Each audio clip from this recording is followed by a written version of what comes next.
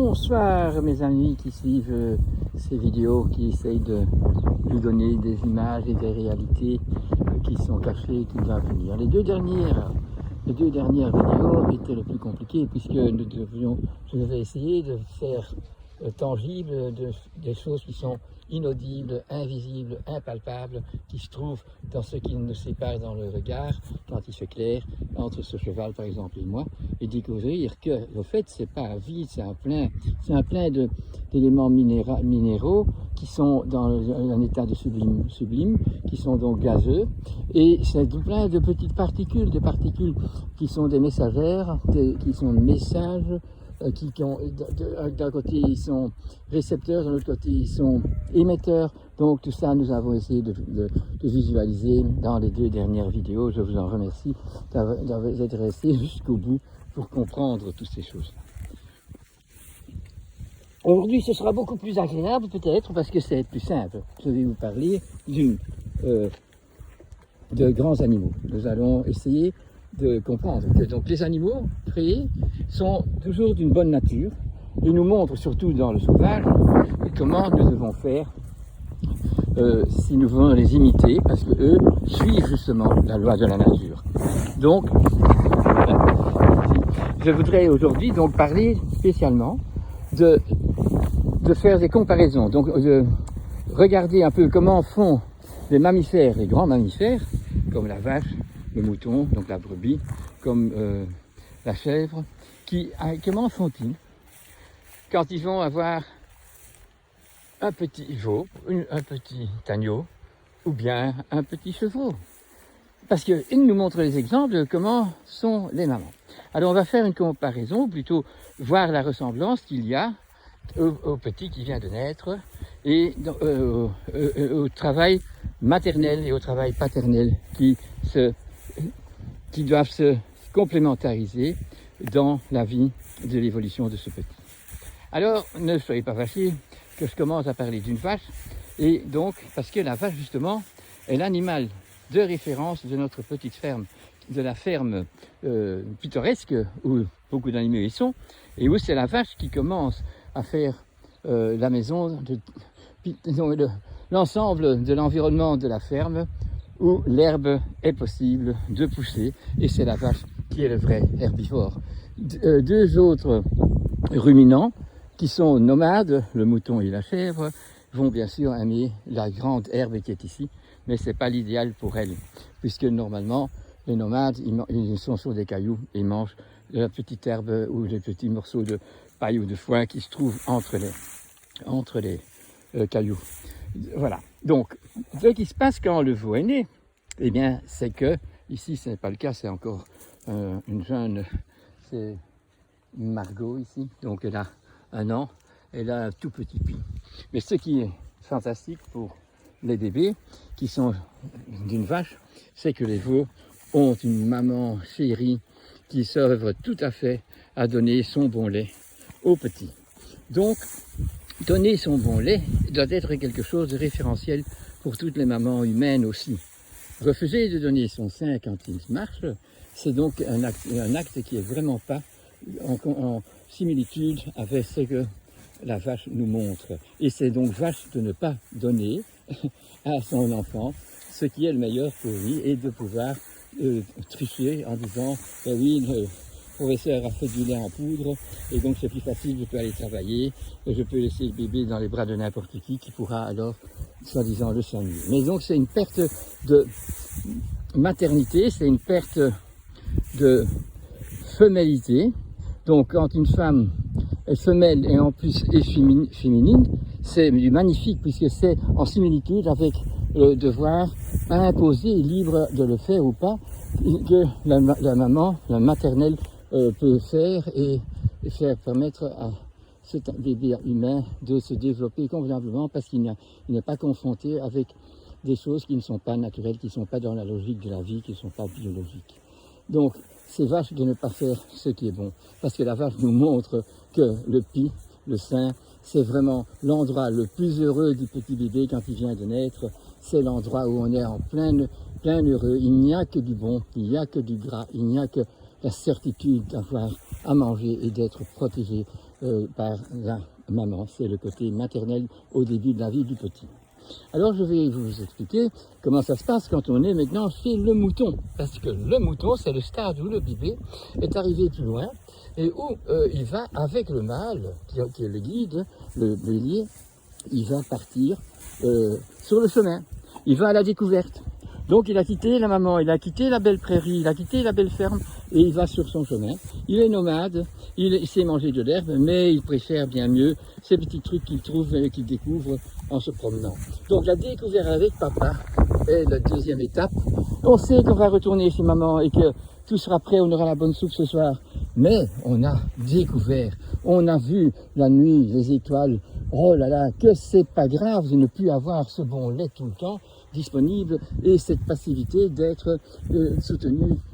Mais alors le mouton, donc il montre que la découverte du monde, partir est nécessaire comme les oiseaux doivent partir du nid. Eh bien, le petit, à un moment donné, doit aller avec papa sur le chemin de la découverte et papa lui explique des choses, il fait des expériences, il va pêcher, il va faire le foin dans cette période-ci. Et à ce moment-là, le petit va faire comme papa et quand on reviendra plus tard, on voudra de nouveau faire comme maman, l'aider à éplucher les patates aussi.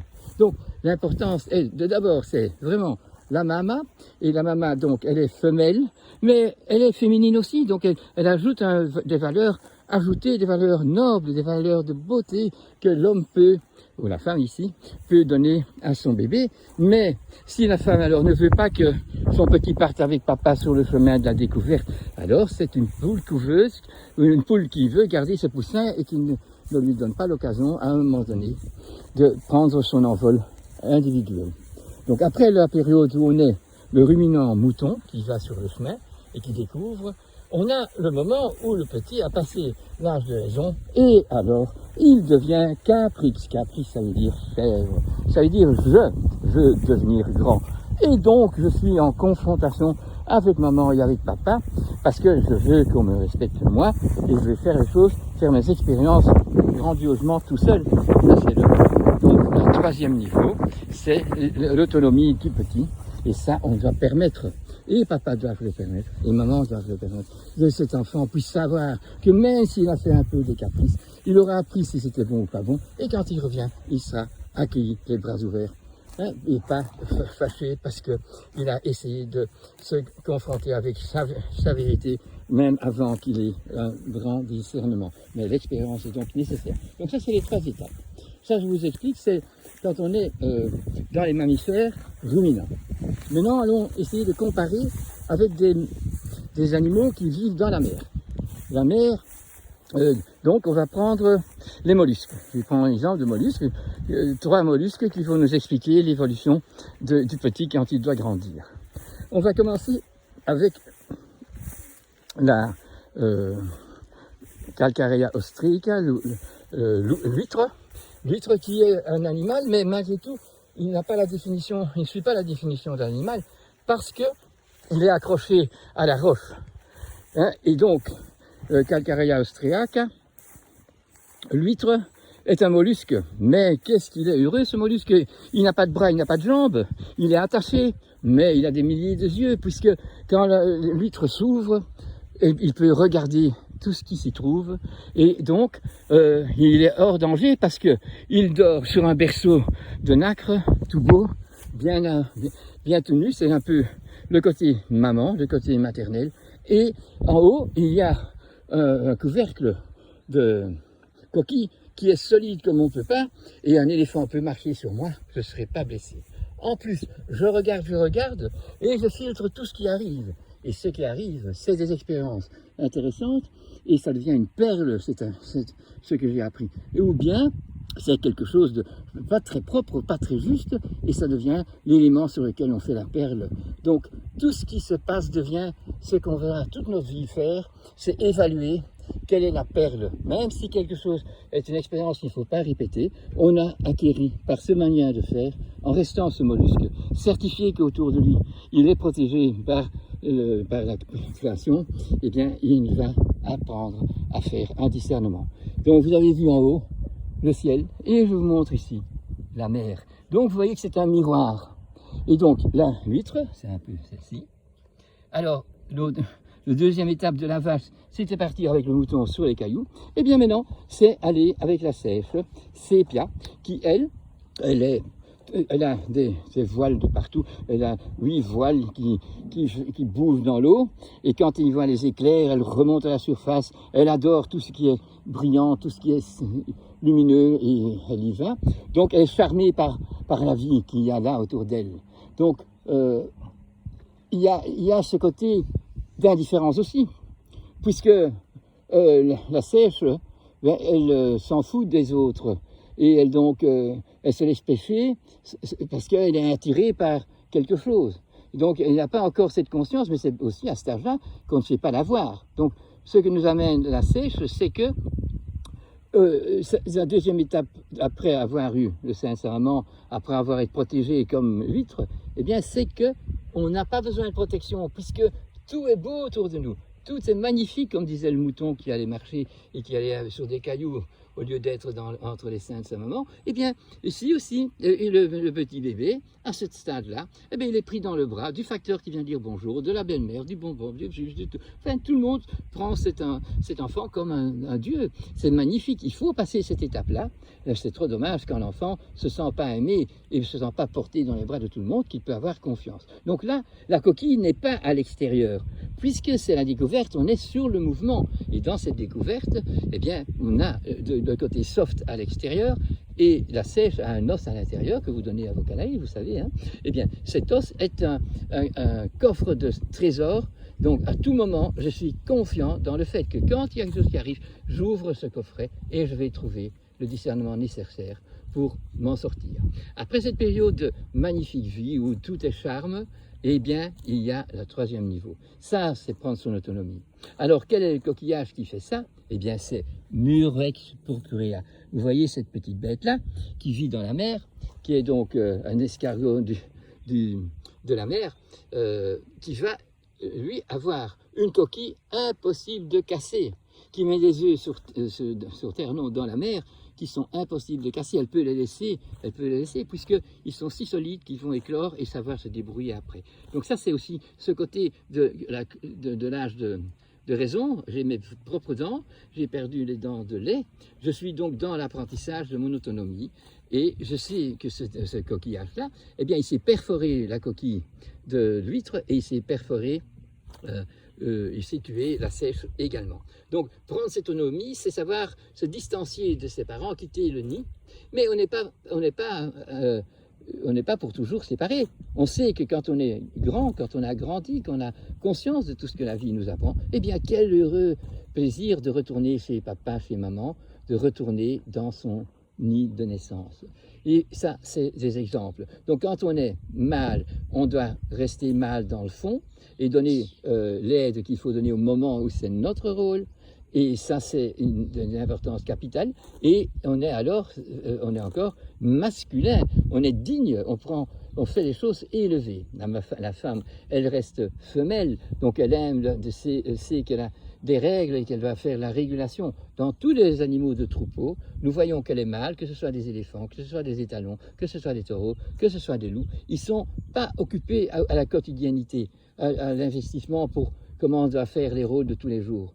Mais ils sont en train de voir autour d'eux quand il y a un danger pour prévenir le groupe, ou bien s'il y a une hystérie entre les femelles, alors là ils rentrent dans le jeu pour dire que ça doit s'arrêter parce qu'elles ne sont plus occupées à faire leur rôle réglé qu'ont toutes les femelles. Car les femelles ont ça, elles sont Gaïa. Et les mâles, ils viennent de Mars, dit-on, parce qu'ils sont d'une autre planète. Et quelque part ici, les femelles doivent essayer de les tenir sur place et les mâles doivent essayer de faire comprendre à la femelle qu'il y a autre chose que rien qu'à éplucher les patates. Et si je veux aider à la vaisselle, c'est l'épouse qui vient démontrer comment il faut faire avec amour, et parce que ce n'est pas un rôle exclusif que pour la femme, mais le don de l'explication et de savoir des affaires ménagères, il est dans la femelle, qui a ses règles, qui met les bébés au monde, qui sait les nourrir, des expériences que le mâle ne sait pas avoir. Donc mâle, ne soyons pas machos, et ne soyons pas non plus guigui gaga, et les femelles, restons respectueux de toutes les règles de la vie, ne donnons pas de la poudre de lait, ne donnons pas des chips et ne donnons pas des Coca-Cola mais respectons la biologie de l'enfant. Voilà le rôle de ce côté animal qu'on a à la naissance et qu'il ne faut surtout pas perdre, mais qu'il faut ajouter à ça ce côté divin, ce côté magnifique que l'homme peut avoir s'il est humble et s'il respecte ses bases telluriques et ses bases, et qu'il ajoute à ça son élévation qu'il a, parce qu'il est un esprit incarné qui vient ici essayer de rendre cette patrie que nous avons plus belle et plus authentique, toujours authentique, et pas de la dévaster et d'avoir que une recherche de facilité et un rejet de tout ce qui est notre devoir, parce qu'un devoir ne peut pas être une obligation. Si c'est une obligation, c'est pas normal. Donc quand on aime sa vie, on est heureux d'avoir fait son devoir et on voit les effets d'avoir bien fait son devoir. Que les frites de patates épluchées à la maison et mises dans la friteuse sont 100 fois, 1000 fois meilleures que si on les achète dans le congélateur. Voilà, ne congelons pas tout, ne polluons pas tout, mais soyons aimants de tout ce que la nature nous offre. Essayons de regarder ça avec un œil animal et puis avec un esprit divin pour rendre tout d'une élévation plus haute. Alors on voit que tout ce qu'on a fait donnera à la génération suivante des messages d'amour et de joie et de participation.